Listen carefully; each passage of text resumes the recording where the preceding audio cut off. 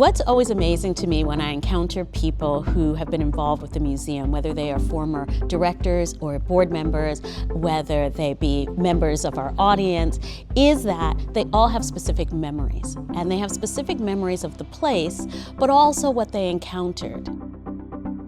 This museum has been part of my life since I was 19 years old, and I interned here during my second year at Smith College. I came back to the museum after I graduated in 1987 as a fellow.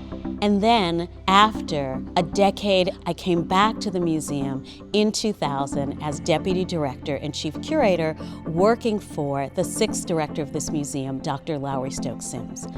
So that when I think about the Studio Museum, it has been a part of my life as a curator and as a person forever. This museum would not exist without the incredible contributions of generations of staff at the Studio Museum in all roles. You know, I like to say that there are so many people who I hope will come to the museum who worked here in the past and will remember that something they did, a project they worked on, a particular task that was part of their job, and understand how that all made this possible. It feels so incredible to understand this collective. The many, many, many voices, the visions that have helped to make this museum be what it is today.